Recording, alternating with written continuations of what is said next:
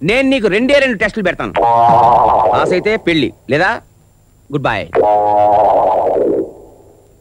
మొదటి టెస్ట్, నీకు జాతీయ గీతం వచ్చా? వచ్చండి. భవతి భిక్షాం దేహి. ఏంటది?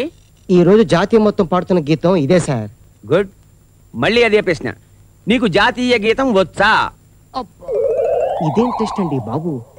జాతీయ గీతం అంటే వందే మాత్రమా జనగణమన? చూడు బాలు, జాతీయ గీతం రానివాడు దేశాన్ని ప్రేమించలేడు, దేశాన్ని ప్రేమించలేని వాడు దేన్ని ప్రేమించలేడు, ఆఖరికి భార్యను కూడా. సారీ సార్, జాతీయ గీతానికి ఒక గౌరవం ఉంది. ఎప్పుడు పడితే అప్పుడు ఎక్కడ పడితే అక్కడ పాడకూడదు. మీకోసం నేను పాడతాను, కానీ మీ స్టాఫ్ అంతా లేచి నిలబడి నాతో పాటు కోరస్ లా పాడాలి. వీడేదో వెరైటీ ఫిట్టింగ్ పెడతాడేంటి? Good, come on. Dear friends, ఇప్పుడు నేను 3 అంకెలు లెక్క పెడతాను. మీరందరూ లేచి నిలబడి నాతో పాటు జాతీయ గీతం పాడాలి. రెడీ? 1 2 3.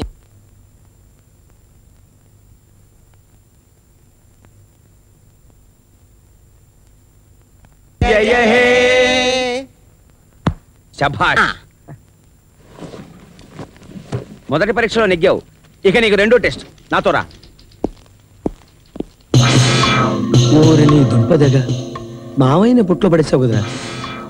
2వ టెస్ట్ అంటాడు, అదెక్కడా? Good morning Samaramji. Hello major, what a surprise. Take your seat. Balu, doctor గారు మా ఫ్యామిలీ ఫ్రెండ్. హలో. ఇక విషయానికి వస్తే, మా పెద్దల్లుడికి పెళ్ళి 10 ఏళ్ళైనా ఇంతవరకు పిల్లలు లేరు కదా. అదే తప్పు మా 2వ అల్లుడి విషయంలో కూడా జరగకూడదని. ఇది దారుణం కావచ్చు, కానీ ఇదే నా 2వ టెస్ట్. ఇదేం టెస్ట్ అంటే బాబు? పెళ్లి కావాల్సిన కుర్రను పట్టుకొని సంసారానికి పనికొస్తాడా? పిల్లల్ని కంటాడంటే ఎట్లా? ప్రపంచ చరిత్రలోనే ఇంతవరకు ఏ మోగారు ఇలా చేయలేదు. అదే నా స్పెషాలిటీ. సమరం గారు, ఒక్కసారి మా వాడిని టెస్ట్ చేస్తారా?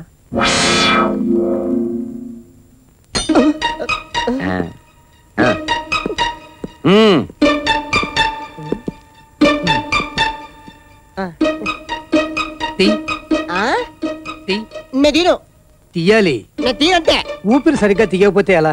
ఊపిరా? నేను కంగారు పడాను కదండి. తీసుకోండి. గాలి.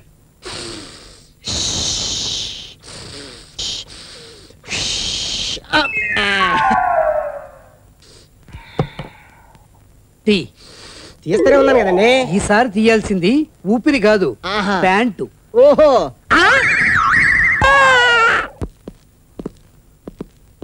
కంగ్రాచులేషన్స్, నువ్వు తాత కాబోతున్నావు. వాట్? అదేనయ్యా, నీకు తాతయ్య అవకాశం ఉందంటున్నా. Thank you Samaramji, thank you. ఇంకేమయ్యా అల్లుడు, ఎంత పెద్ద ISI ముద్ర పడ్డాక ఇంకా పెళ్లికి ఆలస్యం చేయడంలో అర్థం లేదు. అర్జెంట్ గా మీ నాన్నగారికి చెప్పే ముహూర్తాలు పెట్టించేద్దాం. సెటు మంచి పార్టీనే పెట్టాడు. అమ్మాయికి అబ్బాయి, అబ్బాయికి అమ్మాయి నచ్చారు. ముఖ్యంగా అబ్బాయి దేశభక్తి నాకు బాగా నచ్చింది. నిజమేనండి, మావాడికి దేశభక్తి చాలా ఎక్కువ. జాతిపిత నెహ్రూ పేరు చెప్తే చాలు పడి చచ్చిపోతాడు. ఏమిటి? జాతిపిత నెహ్రూనా? Sorry, slip of tongue. Kandukuri Prakasam Pantulu. What? అయ్యో అయ్యగారు, జాతిపిత మహాత్మా గాంధీజీ. చూసారా, మీరు నన్ను టెస్ట్ చేద్దామని ప్రయత్నం చేశారు, కానీ నేను నా కొడుకే కాదు, నా ఇంటి నౌకరికి కూడా దేశభక్తి ఉంది అని ప్రూవ్ చేశాను. ఇంకా మన పాయింట్కి వస్తే బెటర్ ఏమో. నాకు వరకట్నం అంటే పరమాశయం. కట్నం ఇచ్చేవాడిని తీసుకునేవాడిని కూడా ఊరికే వదలకూడదు. ఉరి తీయాలండి. నాకు అంతే. కట్నం అనే మాట వినపడితే చాలు ఎలర్జీ అనుకోండి. ఊరుకనయా, ఎందుకంత ఆవేశపడతారు? నేను 9 పైసా కట్నం తీసుకొని, సరేనా? నోరు మూసుకొని కూర్చోండి. కట్నంగా నేను 1 రూపాయి ఇవ్వను. కాకపోతే నాకు మాత్రం ఎవరున్నారు? 2 ఆడపిల్లలు. ఆస్తి మొత్తం అల్లుళ్ళకేగా. అంతే కదా. అంటే నాకు చాలా ఆస్తులున్నాయిలేండి.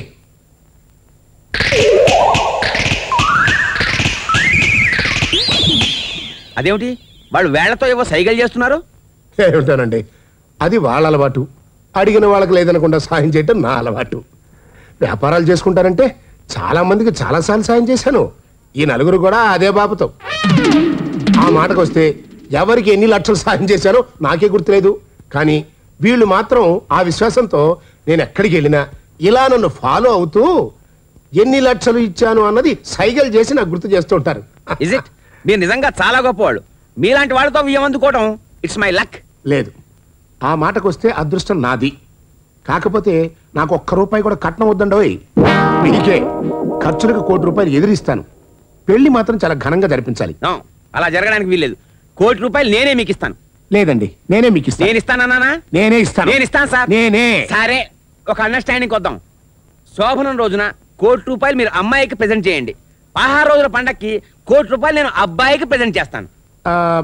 ఓకే ఓకే, మీ మనసు కష్టపెట్టడం నాకు మాత్రం ఇష్టమా చెప్పండి. కాకపోతే పెద్దవారిగా ముందుగా మీరే శోభనం రోజున ఆ ముచ్చట జరిపించండి. చిన్నవాడిగా నెక్స్ట్ ఛాన్స్ నాకు వదిలేయండి.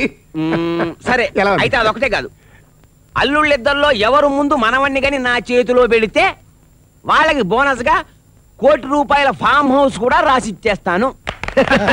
నా కెపాసిటీకి నేను ఎలాగో పిల్లల్ని కలేనని తెలిసి నన్ను ఇలా దెబ్బతీస్తావా?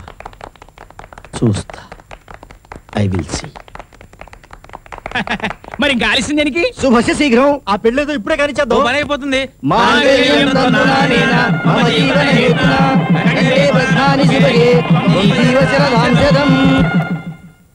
నా పెళ్లికి పీసు మిఠాయి గతిలేదు కానీ వీడి శోభనానికి పాలకోవా తేవాలంట. పాలకోవా తెస్తారా? తెస్తావా? రండి సార్, అన్ని ఫ్రెష్. ఫ్రెషా? అయితే నీ దగ్గర ఉంచుకోరా. మనకు అలా కాదు, కుళ్ళి కంపు కొట్టేయి, వాసన చూస్తే బుడక్కమని వాన్ చేసుకునేయి, నోట్లో వేసుకుంటే లంగ్స్ ఎవరు ఏకమైపోయే కావాలరా. మీకు విషయం చెప్పనా? ఏంట్రా? ఈ లడ్డు లవుకుచనాడు, ఇది గుండమ్మ కదనాడు జిలేబీ. అయితే ఇంకే పావు కిలోలు 1/2 కిలో ఎందుకురా? కిలోలు ప్యాక్ చేయి. అరే, డబ్బులు దాట మర్చిపోయాను. నా పేరు మీద అప్పు రాసుకో. అప్ప ఎవడ్రా అది? వరదలు పుట్టించే మాట ఉంది. ఏమై శెట్టి, ఈ షాప్ మందేనా? మందేంటి మంది? నాది. చాలా బాగుందయ్యా. ఏం లేదు, మా బాలు శోభనానికి స్వీట్ తీసుకెళ్దామని వచ్చాను.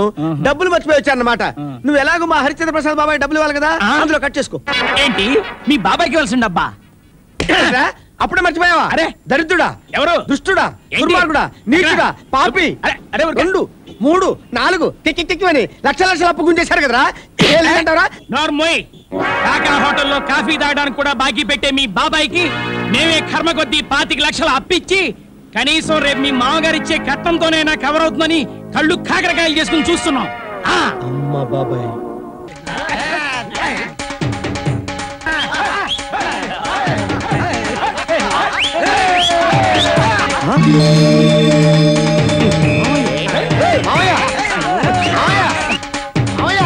ఏంటది? ఈ సెటప్ ఏంటి? ఈ గెటప్ ఏంటి?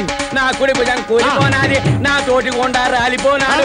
రాజమండ్రి సెంట్రల్ జైల్లో 10 ఏళ్ల పాటు ఒకే గంతం ఒకే మంచం అయ్యే ఓసలు అదే సెల్లు.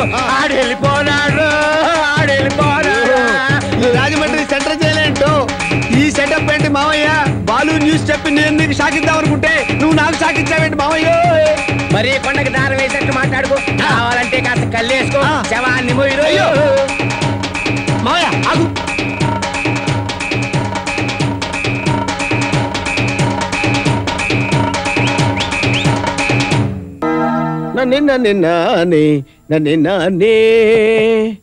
Congratulations brother. ఈ రోజు ఈ శోభన గదిలో కనీసం 4 వరల్డ్ రికార్డులైనా బదులవ్వాలి. చిన్నలుడుగా ఇంటి పరువు నిలబెట్టాల్సిన బాధ్యత నీకుంది. అర్జెంటుగా ఓ పిల్లోండి కని ఆ ముసలాడు ఒళ్ళో పడేసావనుకో, నాకు కొంచెం రిలాక్సింగ్ గా ఉంటుంది. I wish you all the best. Okay, thank you. ఒరే శోభన పెళ్లి కొడుక, అప్పుడేమైందిరా? ఇంకో గంటాగు, నీ పని జెండా.